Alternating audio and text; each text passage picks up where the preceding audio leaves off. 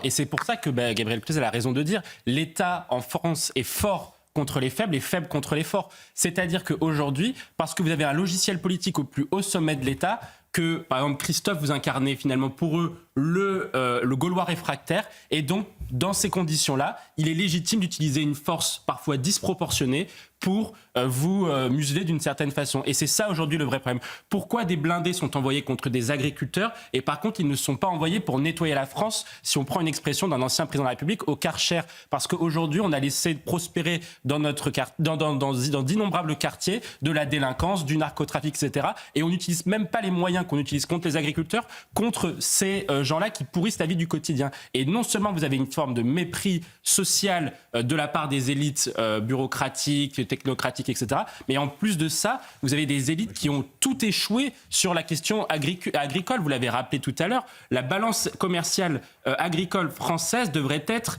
déficitaire l'an prochain. C'est quelque chose qui n'est jamais vu depuis le général de Gaulle. Ces gens-là ont non seulement bradé les acquis du général de Gaulle, une puissance agricole souveraine, mais en plus de ça, ils utilisent la force de manière démesurée contre vous. On va aller sur le terrain.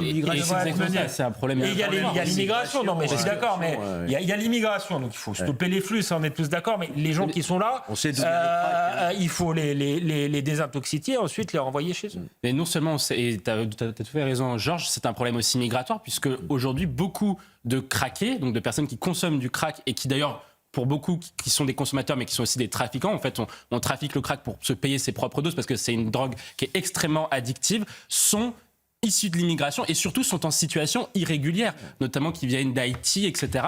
C'est un désastre depuis que Anne Hidalgo a démantelé la colline du crack à Port-de-la-Chapelle en 2019. Le narcotrafic de crack s'est développé dans tout le 19e arrondissement, même dans le 20e, etc.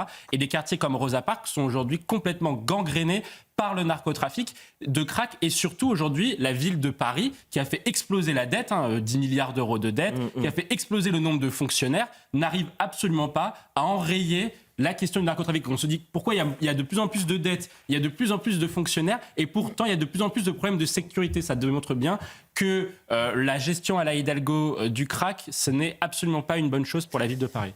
Ça va peut-être être démagogique.